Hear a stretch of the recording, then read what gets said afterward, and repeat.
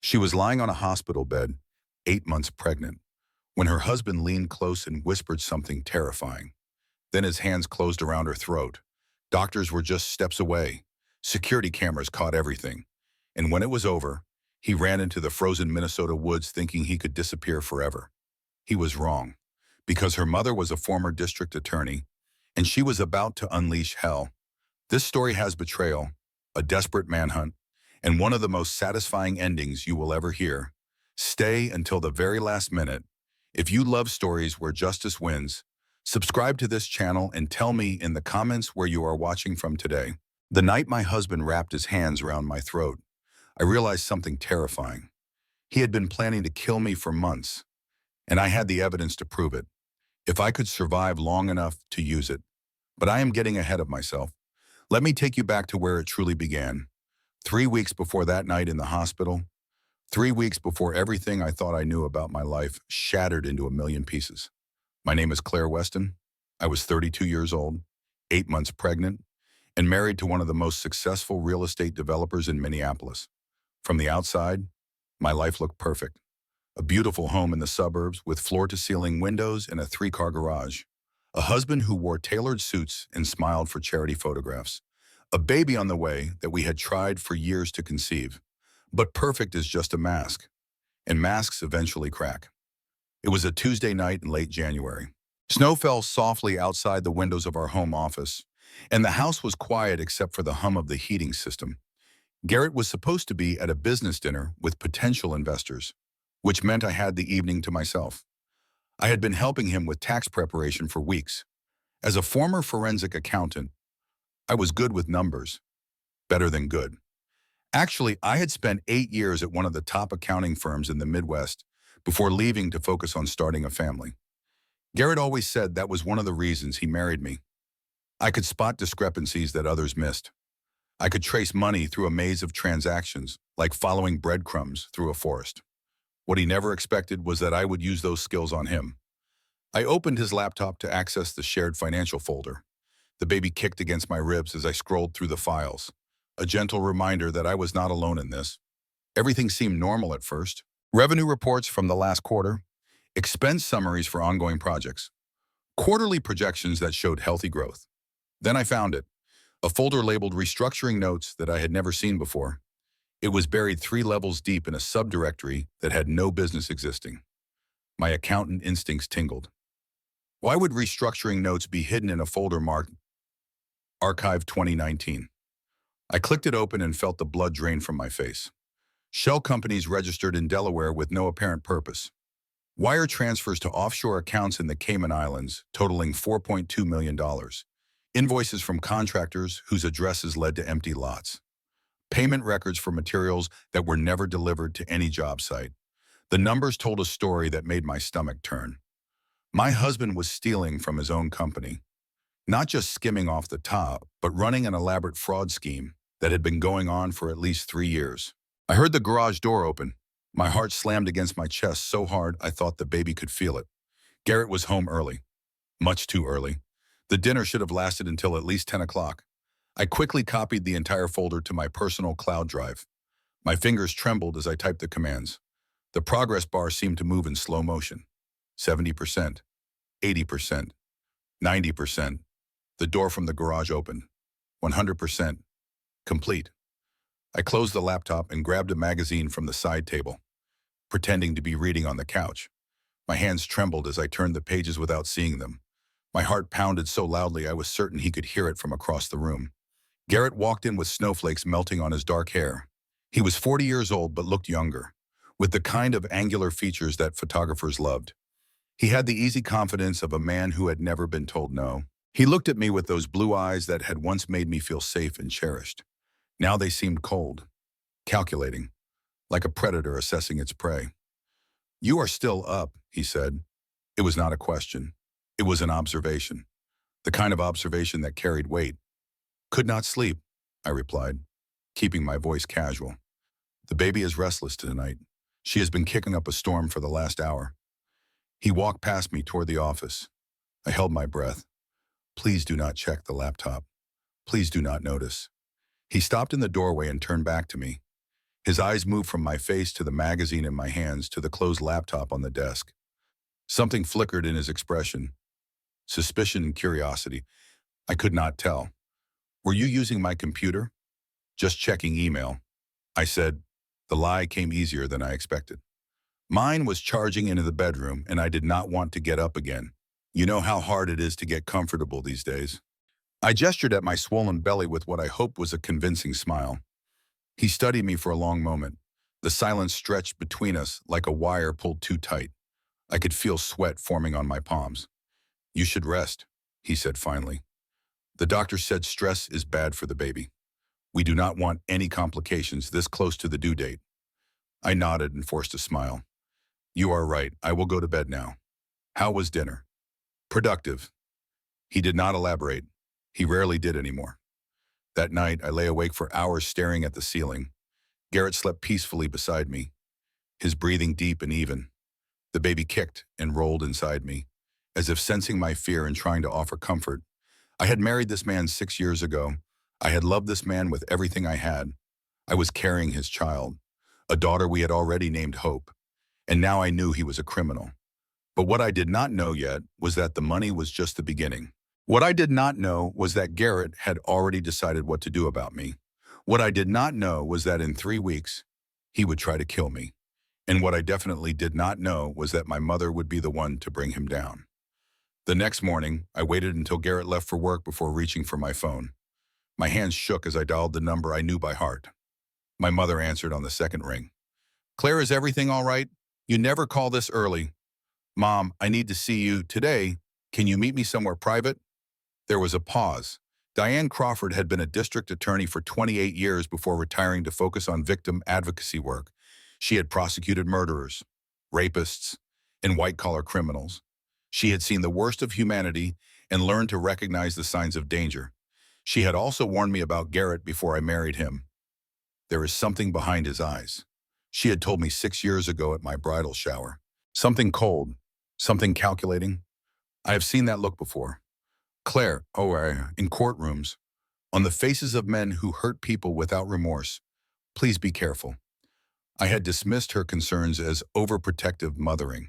She had always been too suspicious, too cynical, too quick to see the worst in people. That was what decades of prosecution had done to her. Now I wished I had listened. We met at a coffee shop downtown, far from anyone who might know us. The place was nearly empty in the mid-morning lull between breakfast and lunch crowds. I chose a table in the back corner where we could speak without being overheard. My mother looked older than I remembered. Her silver hair was pulled back in her usual practical style, and her sharp eyes assessed me the moment I walked through the door. She was wearing a simple gray sweater and slacks, nothing flashy, but she still carried herself with the authority of someone who had commanded courtrooms for 3 decades. I showed her the files on my phone. Her face grew harder with each screen I swiped. This is not just embezzlement, she said quietly, her voice barely above a whisper. This is organized fraud. He has been laundering money through fake construction projects. These shell companies, they are designed to obscure the money trail. This is sophisticated. Claire, this took planning. What do I do? She reached across the table and gripped my hand. Her fingers were cold, but her grip was strong. You need to leave him, tonight. Pack a bag and come stay with me. We will figure out the rest later. But first we need to get you somewhere safe. I cannot just leave. I am 8 months pregnant. We have a life together, a home, friends, a nursery that we spent months decorating. I heard the desperation in my own voice and hated it. Maybe there is an explanation. Maybe I am reading this wrong. Claire, her voice was sharp enough to cut glass. Listen to me. Men like Garrett do not just steal money. They destroy anyone who threatens them. You are a forensic accountant who just discovered his secret. Do you understand what that makes you? I understood. I just did not want to believe it. A liability, I whispered. Worse, a witness. She leaned closer. I have seen this pattern before. Charming men with dark secrets. The moment their victims become threats, those men become dangerous. Garrett has built his entire empire on fraud. If this gets out, he loses everything, his company, his reputation, his freedom. Do you really think he will let you walk away with that knowledge? The baby kicked hard against my ribs, as if agreeing with my mother. Let me think about it, I said. Let me figure out the right way to do this. I need to be smart about this. My mother's eyes filled with frustration and fear. Do not wait too long. Promise me. Claire, promise me you will not underestimate him. I promised, but promises are easy to make and hard to keep when you are still in love with the person you should be running from. Over the next week, Garrett's behavior changed. It was subtle at first. So subtle I might have missed it if I had not been watching for it. He started coming home earlier from work, appearing in doorways when I least expected him. He asked more questions about my day, about who I had talked to, about where I had been. He insisted on driving me to doctor appointments instead of letting me take my own car. I want to be more involved, he said with that charming smile that used to make me feel special. I have been working too much. I need to focus on what really matters. You and the baby. Any other wife would have been touched by this sudden attentiveness. I was terrified. Then the small things started happening. Things that could have been coincidences. Things that could have been my imagination running wild. My prenatal vitamins tasted different one morning. Bitter. Metallic. I switched to a new bottle without telling him and started hiding the old ones in my bathroom cabinet. My car keys went missing for 3 days. Garrett suggested that I should stop driving until after the baby came. For safety, he said. The roads were icy and I was so big now. It must be hard to reach the pedals comfortably. My phone started glitching. Apps crashed randomly. Calls dropped. Messages failed to send. Garrett bought me a new one as a gift. A thoughtful husband, taking care of his pregnant wife. Except I noticed the new phone had location tracking enabled in the settings. I also noticed that certain numbers no longer connected when I tried to call them. Numbers like my mother's. I was being watched, controlled, isolated, and I was running out of time to do anything about it. One afternoon while Garrett was at work, I snuck out through the back door and walked 6 blocks to a payphone outside a grocery store. I felt ridiculous, like I was in some kind of spy movie. But my new phone could not be trusted. I called a divorce attorney named James Mitchell, whose office was on the other side of the city, far from anyone who might know Garrett. I need to see you today, Bo, I said. It is urgent, and it needs to be completely confidential. He agreed to meet me at 3 o'clock. The office was small but professional, with leather chairs and diplomas on the wall. James Mitchell was in his late 50s, with kind eyes and a calm demeanor that immediately put me at ease. He listened without interrupting as I explained my situation. Then I showed him the financial documents I had saved to my cloud drive. His eyes widened as he scrolled through the files. Mrs. Weston, this is significant. With this evidence, you have substantial leverage in divorce proceedings. He has been hiding assets. He has been committing fraud. The court will not look kindly on any of this. What about custody? Full custody is almost guaranteed given these circumstances. If you can prove he has been engaging in criminal activity while deceiving you about your marital finances, no judge will award him parental rights. He paused. Have you considered going to the authorities with this? Not yet. I wanted to understand my options first. He nodded. That is wise, but you should know, Mrs. Weston, that the longer you wait, the more time he has to cover his tracks.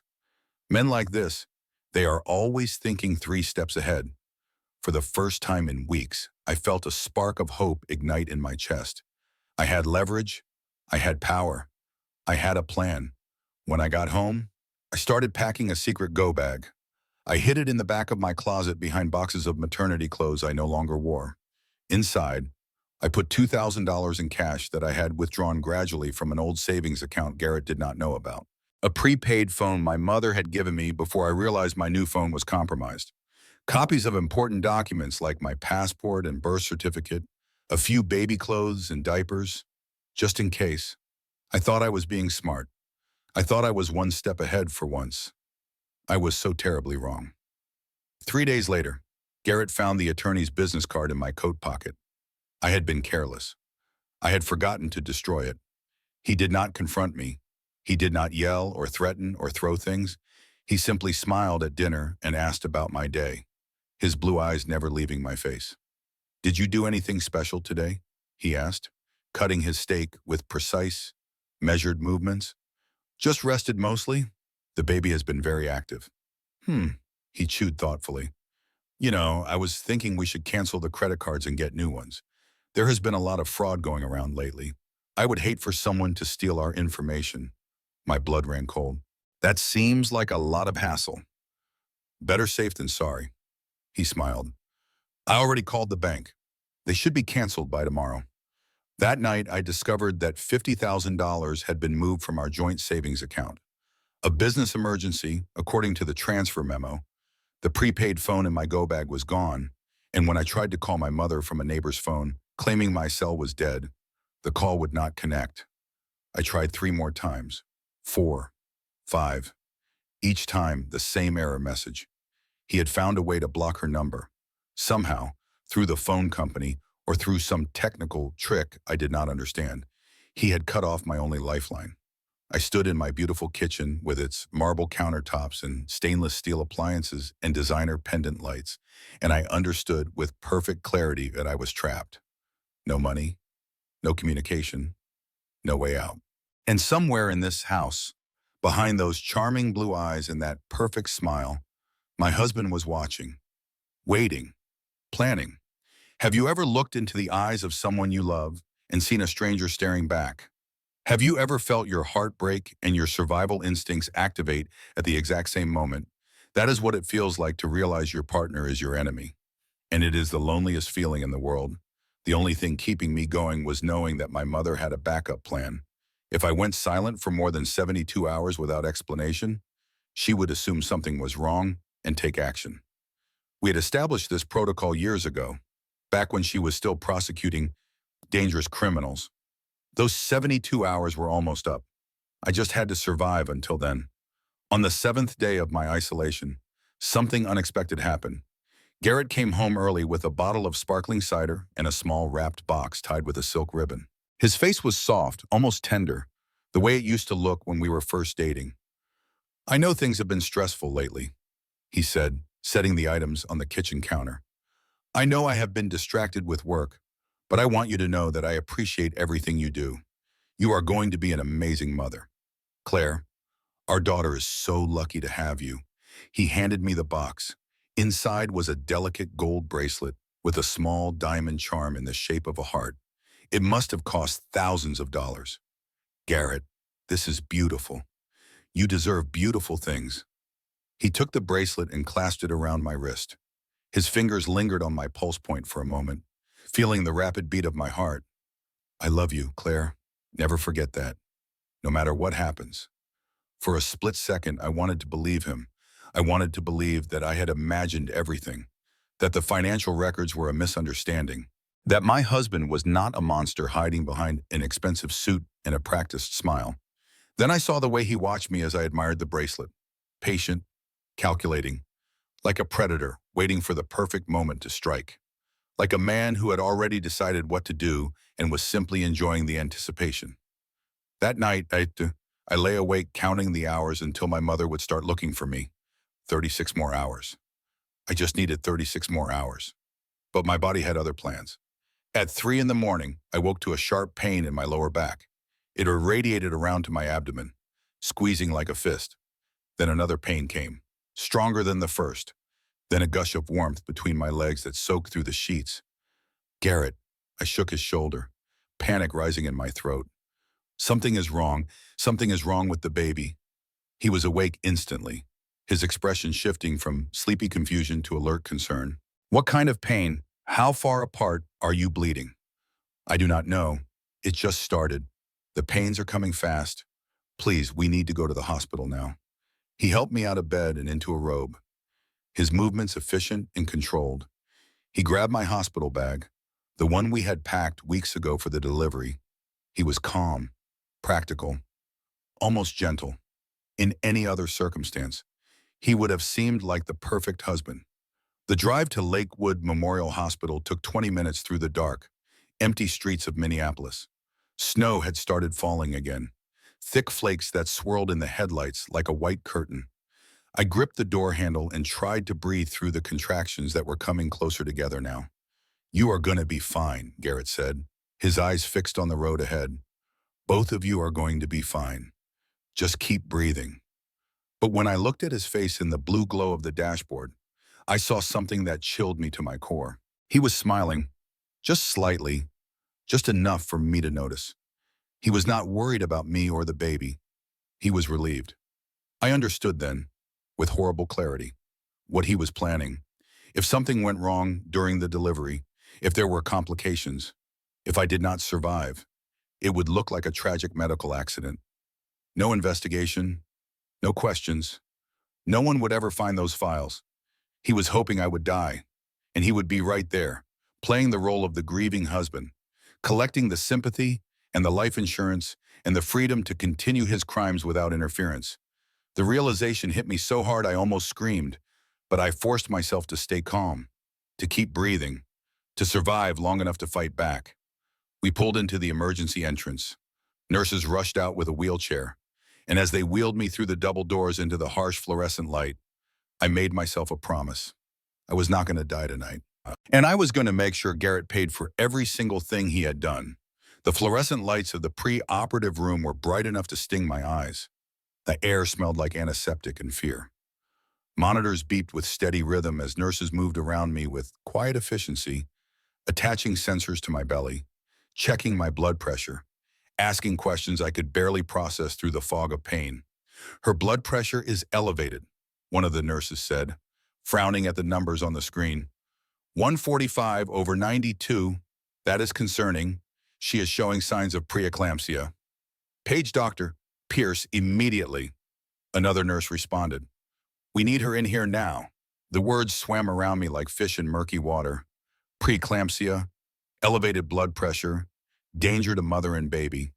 I tried to focus on breathing, the way they had taught us in birthing class, in through the nose, out through the mouth. But my heart was racing too fast, and not just from the medical emergency. Garrett stood beside my bed, still wearing his wool coat with snowflakes melting on the shoulders. He had insisted on staying in the room, and the staff had allowed it. After all, he was the concerned father-to-be, the supportive husband, the picture of devotion. "Is she going to be okay?" he asked the nurse, his voice pitched perfectly with worry. "Is the baby going to be okay?" "We are monitoring the situation closely. Sir, Dr. Pierce will be here any moment." Jar. Catherine Pierce entered quickly, her silver-streaked hair pulled back in a practical bun. She was a tall woman in her early 60s with the kind of calm confidence that comes from decades of delivering babies in every possible circumstance. She had been my obstetrician for the past 7 months, and I trusted her completely. "Claire, I need you to try to stay calm," she said, reviewing my chart with a furrowed brow. "Your numbers are concerning, but we have seen worse. We are going to take good care of you. I need to examine you and determine if we need to prepare for emergency intervention." She turned to Garrett. "Sir, I'm going to need you to sign some consent forms. The nurse will bring them to you shortly." Garrett nodded, the model of cooperation, the perfect partner. Then Dr. Pierce stepped out to gather her surgical team, and the nurse followed to retrieve the consent forms. For just a moment, Garrett and I were alone in the room, just the two of us and the steady beeping of the monitors. He moved closer to the bed. His face changed. The mask of concern slipped away, revealing something cold underneath. Something I had never seen before, or maybe something I had refused to see. He leaned close to my ear. His breath was warm against my skin. "I know about the cloud drive, Claire." My blood turned to ice in my veins. "I know you copied the files.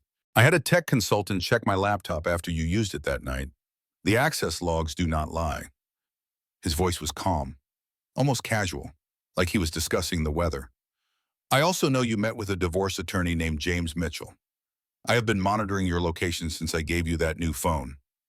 "Garrett, please, the baby. The baby will be fine, as long as you cooperate." He straightened up, still blocking the view of the door. "I need you to tell me the password to your cloud account. The files need to disappear, and then we can go back to our life together. We can pretend none of this ever happened." I shook my head, tears streaming down my face. "I do not. I cannot." His hands moved faster than I could react. Suddenly they were around my throat, squeezing with a strength I did not know he possessed. Not the grip of a man who had lost control, but the calculated pressure of someone who knew exactly what he was doing, exactly how much force to apply, exactly how long it would take. "Tell me the password," he said through gritted teeth. His blue eyes were empty of anything human. "Tell me now, Claire, or I swear to God you will not leave this room alive." I clawed at his hands, but my arms were weak and my lungs were burning. My vision started to blur at the edges. The monitors beside me erupted into frantic beeping as my oxygen levels plummeted. Alarms screamed through the room. I could not breathe. I could not scream. All I could do was stare into the eyes of the man I had married and see nothing but cold, merciless determination. The door burst open. Dr. Pierce screamed for security. Nurses rushed forward, grabbing at Garrett's arms, trying to pull him off me. Someone hit the emergency alarm, and a deafening siren added to the chaos. He released me, and I collapsed against the pillow, gasping for air that would not come fast enough. My throat felt crushed. My lungs burned. Stars exploded across my vision. Through my fading consciousness, I saw Garrett look up at the camera mounted in the corner of the room. The red light was blinking steadily, recording everything. I saw the realization cross his face. I saw the panic replace the cold calculation. Then I saw him bolt for the door, shoving past a nurse who tried to block his path. A security guard shouted for him to stop, but Garrett was already gone, his footsteps echoing down the corridor as he sprinted toward the stairwell. The last thing I saw before everything went black was Dr. Pierce's face above me, her mouth moving, saying words I could not hear. Then darkness swallowed me whole. I woke to the steady beep of monitors, in the smell of antiseptic, in the feeling of something soft holding my hand. My throat burned with every breath. When I tried to speak, only a raspy whisper came out, like sandpaper scraping against glass. "Do not try to talk." My mother's voice, close, warm, safe. "Your throat is badly bruised. The doctor said you need to rest your vocal cords." I turned my head slowly, every movement sending pain radiating through my neck. My mother sat beside my bed in a plastic chair that looked like it had been there for hours. Her face was pale and drawn, her eyes red-rimmed from crying or lack of sleep or both. "The baby," I managed to croak, the two words tearing at my damaged throat. "Stable, stressed from the trauma, but stable. They are monitoring her heartbeat constantly. She is a fighter. Claire, just like her mother." Relief washed through me, so powerful it brought fresh tears to my eyes. My daughter was alive. We were both alive. Then the fear came rushing back.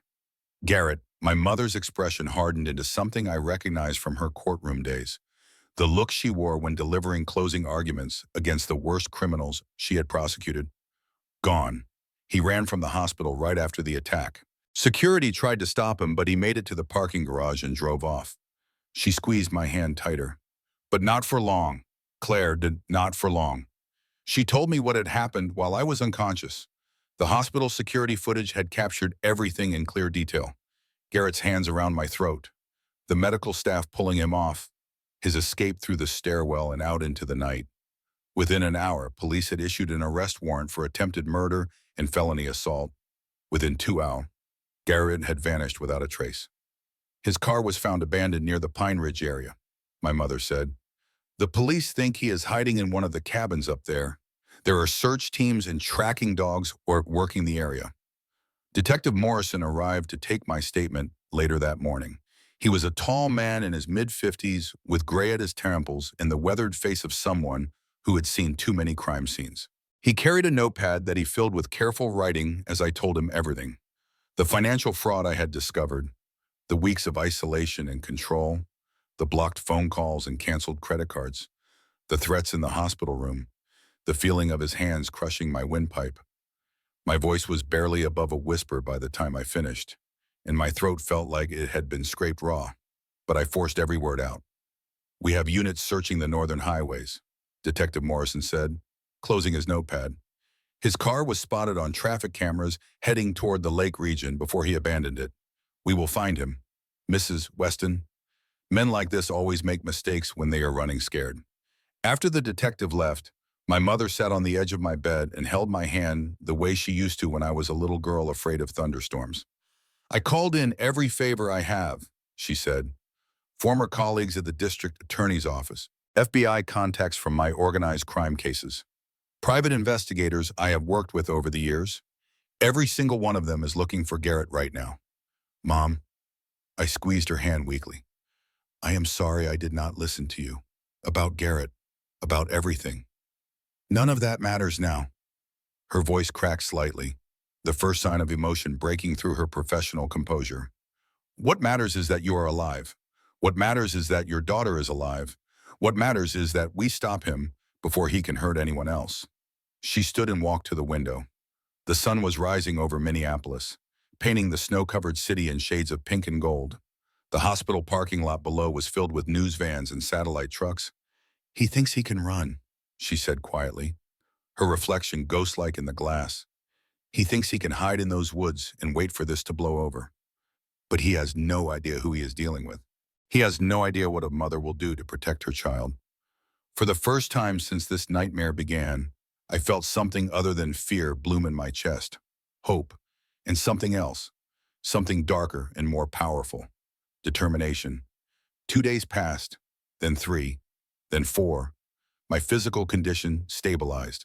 The baby's heartbeat grew stronger on the monitors. The bruises on my neck faded from deep purple to greenish yellow, visible evidence of what Garrett had done to me that the photographers had already documented for the prosecution. The news coverage exploded beyond anything I could have imagined. My face was everywhere. So was Garrett's. The handsome real estate developer turned attempted murderer. The pregnant wife who nearly died in a hospital room. The dramatic escape into the frozen Minnesota wilderness. It was the kind of story that captured national attention.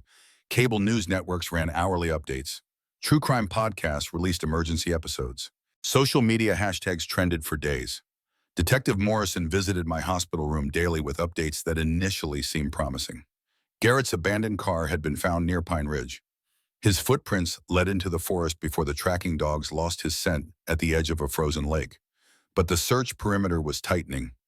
It is only a matter of time, the detective assured me. He is out there with no money, no transportation, and dropping temperatures. He cannot survive in those woods forever. He will have to come out, and when he does, we will be waiting. My mother had essentially moved into the hospital waiting room, refusing to leave for more than a few hours at a time. She coordinated with prosecutors about building the case. She organized the financial evidence I had collected. She gave interviews to every news outlet that would listen. This is not just about Claire, Bum, she told reporters outside the hospital, standing straight and fierce in the winter wind. This is about every woman who has been silenced by an abusive partner. My daughter survived because she was lucky and because medical staff intervened. But how many women never get that chance? How many are still trapped right now, afraid to speak up? My daughter's story is their story, and we will make sure justice is served. For the first time, I allowed myself to believe it might actually be over. Garrett was running out of options. The police were closing in.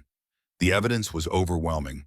Soon they would catch him, and he would spend the rest of his life in prison.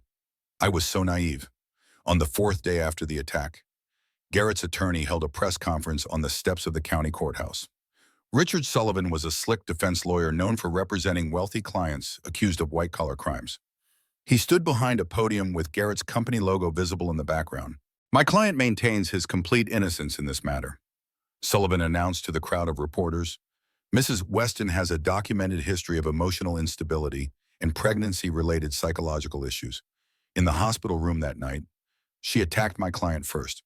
He was merely defending himself from her violent outburst. The so-called evidence has been manipulated and taken out of context. Then came the fabricated evidence. Text messages that appeared to show me threatening to destroy Garrett and take everything he had built. Emails describing paranoid delusions and violent fantasies. Screenshots of social media posts I had never written, full of disturbing rants about revenge and destruction. All of it was fake. Every word fabricated. But it looked real. It looked damning. Public opinion shifted overnight. Suddenly, I was not a victim. I was a villain. A gold digger trying to frame her wealthy husband. A crazy pregnant woman who could not be trusted. The comments on news articles turned vicious. She probably strangled herself for attention. Classic manipulation tactic. Another lying woman trying to destroy a good man's reputation. Where is the real proof? All I see is a manipulative wife who got caught cheating and wanted revenge. Why does anyone believe her? She is clearly mentally unstable. Then came the worst part. A nurse at the hospital was arrested for leaking my medical information to Garrett's legal team. Her name was Annabelle Campbell, and she had been paid $10,000 to report on my condition, my conversations with visitors, and my whereabouts at all times. She had been feeding Garrett information from the moment I was admitted. That night, as I lay in my hospital bed trying to process this betrayal, a burner phone was delivered to my room. It appeared on my bedside table while I was in the bathroom, slipped there by someone I never saw. There was one text message on the screen. Drop the charges or the baby will not survive. You know I can reach you anywhere, even there. I stared at those words until my vision blurred with tears. He had someone inside the hospital. Even after the nurse was arrested, he could still reach me. He could reach my baby. I called for the nurse and handed her the phone with trembling hands. Get Detective Morrison here. Now, tell him it is an emergency. Have you ever felt completely safe one moment and completely exposed the next? Have you ever realized that the walls you built to protect yourself have been breached? That the people meant to care for you cannot be trusted? That nowhere is truly safe? That is what it feels like when your attacker proves he can still touch you, even from the shadows, even from miles away, even while he is being hunted by every law enforcement agency in the state. It is paralyzing. But I refuse to be paralyzed. I refuse to let him win. My mother found me crying in my hospital bed the next morning. The fear and frustration had finally broken through my defenses, and I sobbed until my damaged throat ached and my eyes burned. She did not offer empty comfort or hollow reassurances. She sat beside me on the bed and spoke with fierce, unwavering clarity. He wants you silent, Claire. That is why he is doing all of this. The fake evidence, the threats, the public campaign against you. He is trying to break you because he knows that you have the power to destroy him. She gripped my shoulders and made me look into her eyes. The only reason he is this desperate is because he is afraid of what you can do. I wiped my eyes with the back of my hand. What can I do? I am stuck in this hospital bed. He has people everywhere. He is controlling the narrative and turning the whole world against me. No one believes me anymore. Then we changed the narrative. She pulled out her phone and opened my cloud drive with the password I had given her. The files were still there, untouched, waiting. $4.2 million worth of fraud, documented in meticulous detail. We are not just going to prove it he attacked you, my mother said, her voice hard as steel. We are going to prove everything. The embezzlement, the money laundering, the shell companies and fake contractors and offshore accounts. We are going to show the world exactly who Garrett Weston really is. Over the next several hours, we went through every document in that folder. My forensic accounting training kicked in as I traced the money trails, identified the patterns, connected the shell companies to their ultimate destinations. And what we found was so much worse than I had originally imagined. Garrett had not just been embezzling from his own company. He had been running a massive fraud scheme for at least 5 years. Fake construction projects that existed only on paper. Inflated invoices from contractors who were either non-existent or complicit. Kickbacks from suppliers who were overcharging by millions. There were other victims, investors who had lost their retirement savings, contractors who had been stiffed for legitimate work and driven into bankruptcy, families who had purchased homes in developments that were never properly built, living with faulty foundations and dangerous electrical systems. One family in particular stood out, the Fletchers. Their house had caught fire due to defective wiring that Garrett's company had signed off on. Thomas Fletcher had been severely burned trying to save his children. They had lost everything. This is federal level, my mother said, staring at the screen. This goes way beyond attempted murder. This is wire fraud, mail fraud, money laundering, securities violations. The FBI needs to see this. We made calls. My mother contacted Margaret Foster, a former colleague who now worked at the Department of Justice. I reached out to Marcus Webb, Garrett's business partner, who I had always suspected knew more than he admitted. Marcus agreed to meet with investigators. His voice shook on the phone as he explained his situation. I have documentation of my own, he said. emails and records that show Garrett was cooking the books.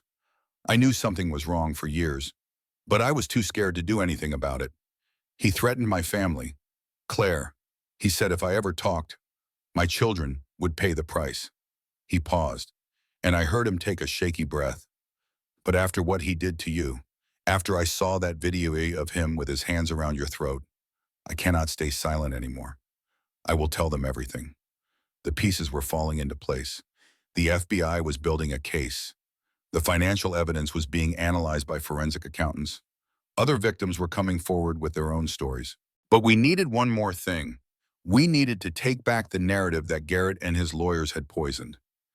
That evening, with my mother's help, I recorded a video message from my hospital bed. The bruises on my neck were still visible. My voice was still hoarse, but my words were clear and strong. My name is Claire Weston. 1 week ago, my husband wrapped his hands around my throat and tried to kill me while I was 8 months pregnant with our daughter. He did this because I discovered he was stealing millions of dollars through fraud and money laundering. He is now hiding somewhere in the Minnesota wilderness while his lawyers spread lies about me in the media. They are saying I am crazy. They are saying I attacked him first.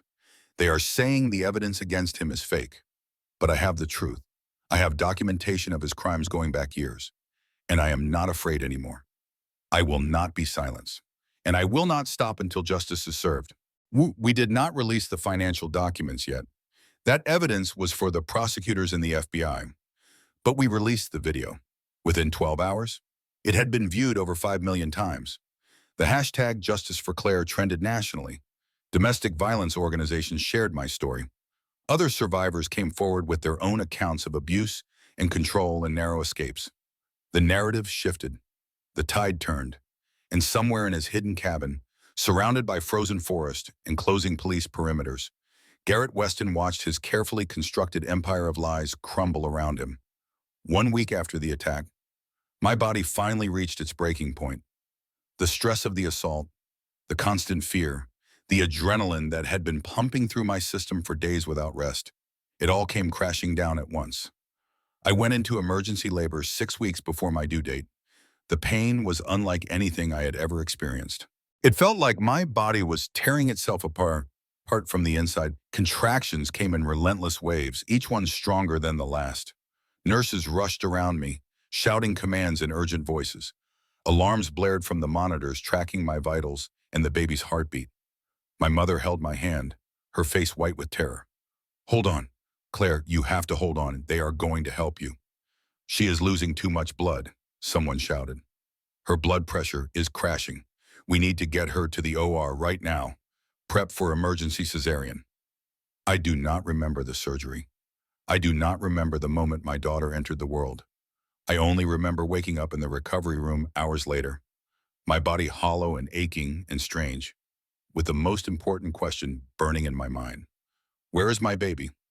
The nurse's face was careful and kind, the expression of someone delivering difficult news. "She is in the neonatal intensive care unit, Mrs. Weston. She is very small, only 4 pounds, 3 ounces, but she is fighting. She is a fighter." They let me see her that evening. She lay in a clear plastic incubator, surrounded by machines and wires and monitors. So small, so fragile, so impossibly beautiful. Her tiny chest rose and fell with rapid, shallow breaths. Her hands, no bigger than my thumbs, curled into delicate fists. Her skin was translucent and pink, so thin I could see the network of veins beneath. I pressed my palm against the glass of the incubator and wept. Then came the second catastrophe. While I had been unconscious in surgery, a woman had walked into the hospital and tried to reach the NICU. She carried official-looking documents claiming to be from Child Protective Services, asserting that she had emergency authorization to transfer my baby to a protective facility. The woman was Natalie Cross, Garrett's mistress, his accomplice. Security had stopped her just outside the NICU doors when the documents failed to verify. She was arrested and taken into custody, screaming that she was just following orders, that she did not know it was illegal, that Garrett had told her the baby would be safer away from me. I learned all of this from my mother, who had to physically hold me down as I screamed and sobbed and tried to tear out my IV lines to reach my daughter. He had tried to take my baby, even from hiding. Even while being hunted by every law enforcement agency in the state, Garrett had orchestrated an attempt to steal my newborn daughter. Then came the third catastrophe. Garrett released his final weapon, a deepfake video that appeared to show me threatening violence against him and our unborn child. The technology was sophisticated enough to fool most viewers. The face was mine. The voice was mine. The words coming from my mouth were terrifying. I will destroy you, Garrett. I will take everything. And if I cannot have this baby, neither will you. I would rather see her dead than let you be her father. Words I had never spoken. Sentiments I had never felt. But the video looked real. It sounded real. And millions of people were already sharing it before fact-checkers could even begin to analyze it. Child Protective Services opened an emergency investigation into my fitness as a mother. There was a real possibility that I could lose custody of my newborn daughter to the state while my husband remained free. I lay in my hospital bed that night, staring at the ceiling, feeling more broken and hopeless than I had ever felt in my entire life. My body was destroyed from the traumatic birth. My baby was fighting for survival in an incubator. My husband was still out there, still able to reach me, still able to hurt me through his lawyers and his accomplices and his fabricated evidence. And now the very system that was supposed to protect me and my daughter might tear us apart. My mother sat beside me, holding my hand in the darkness. The only light came from the monitors and the crack beneath the door. "He is going to win," I whispered, my voice barely audible. "He is going to take everything from me. My reputation, my freedom, my daughter." She squeezed my fingers so hard it hurt. "Not while I am breathing." What Garrett did not understand, what he never understood, was that every move he made created more evidence against him. The burner phone he sent to threaten me was traced to a convenience store purchase made by Natalie Cross 3 days before the attack. Security footage showed her face clearly as she paid in cash. The forged custody documents led investigators to a disgraced lawyer named Thomas Fletcher, who had been disbarred for fraud and was now cooperating with prosecutors in exchange for leniency. The deepfake video contained digital fingerprints that connected to editing software on a laptop that Garrett had purchased under a false name. The laptop was found in a storage unit he had rented months ago, filled with evidence of the fraud scheme and communications about silencing me. And Natalie Cross, facing 20 years in federal prison for attempted kidnapping and conspiracy, decided to save herself. She gave investigators everything. Recorded conversations where Garrett discussed his plans in explicit detail, location data showing his movements in the weeks before the attack, a documented timeline of the fraud scheme going back 5 years, and most damning of all, evidence that Garrett had been planning to have me killed after the baby was born, making it look like a postpartum complication. She even revealed where he was hiding. Lakeview Cabin, number 9, deep in the Pine Ridge Forest, accessible only by a single dirt road that wound through miles of frozen wilderness. The arrest operation was coordinated between local police, FBI agents, state troopers, and a tactical team that specialized in woodland apprehension. They surrounded the cabin at dawn on a Tuesday morning, when the snow was falling thick and the world was silent. Garrett saw them coming. He tried to flee through the back door, heading for the tree line with nothing but the clothes on his back and a handgun he had acquired illegally. When Officer Brennan ordered him to stop and surrender, Garrett raised the weapon and fired. The bullet struck Officer Brennan in the shoulder. He went down hard in the snow, blood spreading across the white ground like a terrible flower. Garrett made it 50 yards into the forest before 3 officers tackled him from behind. He fought like a wild animal, kicking and biting and screaming obscenities. But the handcuffs closed around his wrists and his freedom ended forever. I watched the arrest on the television in my hospital room. The footage showed Garrett being dragged through the snow, his face twisted with rage and disbelief, his expensive clothes soaked and ruined. He looked nothing like the polished executive I had married. He looked nothing like the charming man who had convinced me he was my soulmate. He looked exactly like what he had always been, a monster. My mother stood beside my bed, her hand resting on my shoulder. Neither of us spoke as we watched them load him into the back of a police cruiser. "It is over," she finally said. But I was not looking at Garrett anymore. I was looking at the NICU camera feed that the nurses had set up on a tablet beside my bed. My daughter was moving. Her tiny fist was pressed against the wall of the incubator, reaching toward nothing and everything. Her chest was rising and falling with steady, strong breaths. "It is not over," I said, tears streaming down my face. "It is just beginning." The trial lasted 3 weeks and drew national media attention. Every day, the courtroom gallery was packed with reporters, advocates, and strangers who had followed my story from the beginning. Every day, cameras captured the proceedings for millions of viewers at home. Every day, the evidence against Garrett Weston grew more damning. I testified on the fourth day.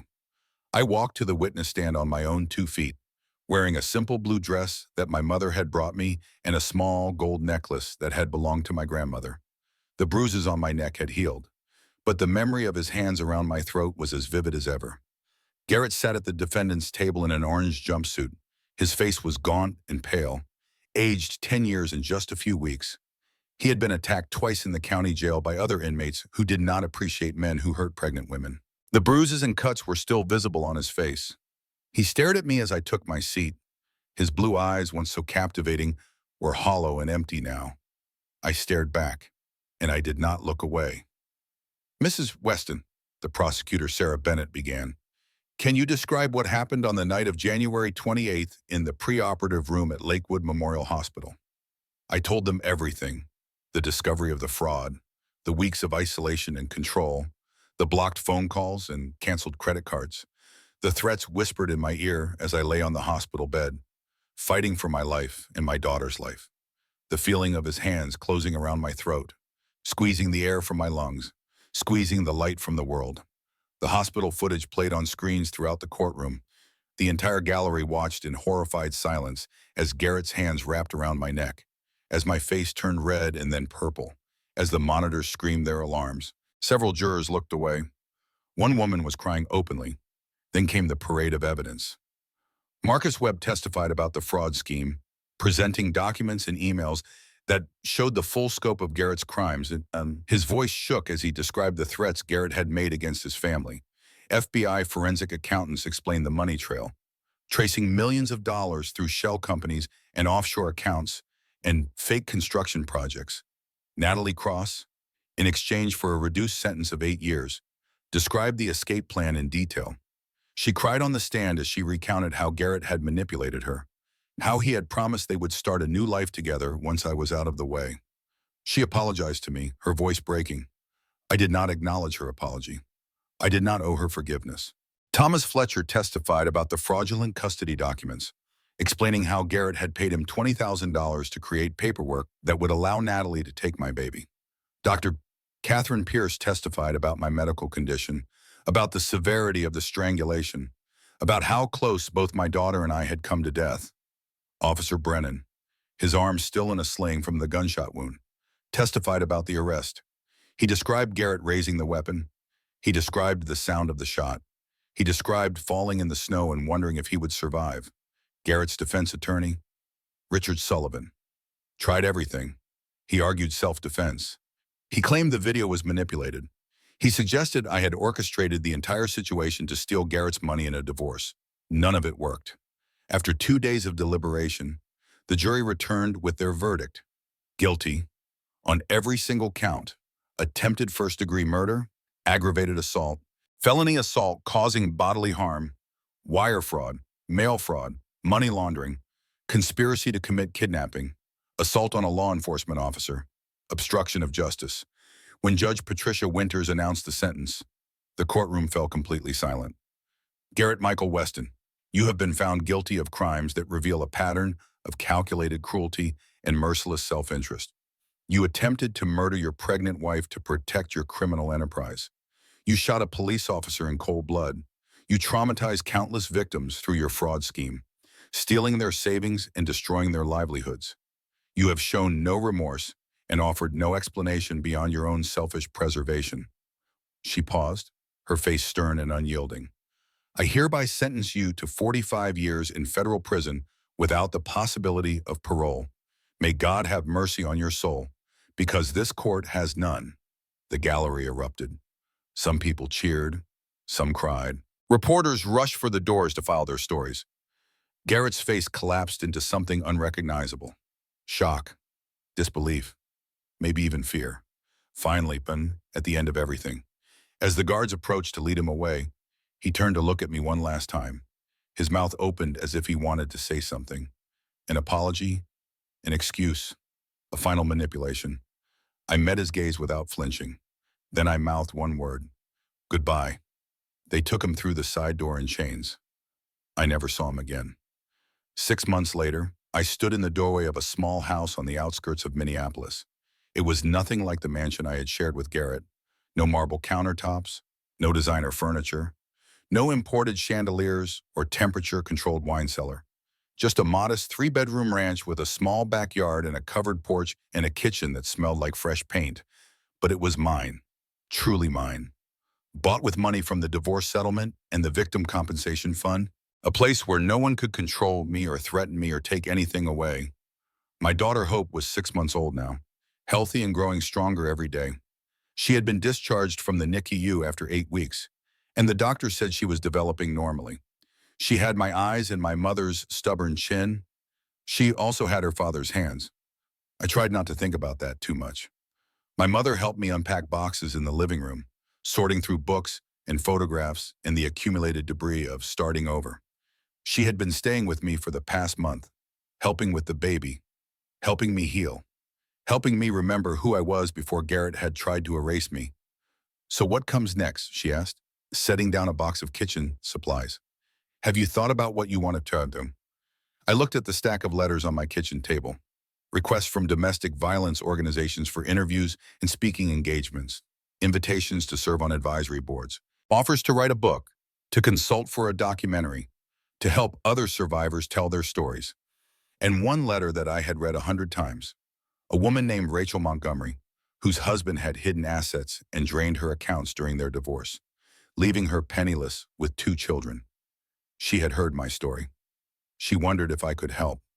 I am going to use what I know, I said. My forensic accounting skills, my experience, everything I learned from Garrett, all the ways he tried to trap me and control me through money. I am going to help other women see through those same tactics. I am going to help them find the hidden assets and expose the financial abuse. I picked up a photograph from one of the boxes. It showed me at my college graduation, young and hopeful, with my whole life ahead of me. I am going to make sure no one else has to go through what I went through alone. My mother smiled. It was the first genuine, unguarded smile I had seen from her since before the attack. Your father would be so proud of you. That evening, after Hope was asleep in her crib and my mother had gone to bed, I sat on my new porch and watched the sunset paint the sky in shades of orange and pink. The past year had been the worst of my life. I had nearly died. I had nearly lost my daughter. I had watched my marriage revealed as a lie and my husband exposed as a monster. But I had survived. There is a piece of wisdom that my mother shared with me when I was young, something her own mother had told her during a difficult time. She said that courage is not the absence of fear. Courage is deciding that something else is more important than your fear. For the longest time, I did not understand what those words meant. Fear had always seemed so overwhelming, so consuming, so impossible to push through. When Garrett had his hands around my throat, when I could not breathe, when I thought I was going to die, the fear was everything. But I survived. I survived because the nurses broke down the door. I survived because my mother never gave up. I survived because strangers on the internet believed me when the world was calling me a liar. And I survived because somewhere inside me, in a place I did not even know existed, something refused to let fear be the end of my story. My daughter is more important than my fear. My voice is more important than my fear. My future is more important than my fear. Garrett had tried to silence me. He had tried to control me. He had tried to kill me and take my child and destroy everything I was. Instead, he gave me my voice, and I will never, ever be silent again.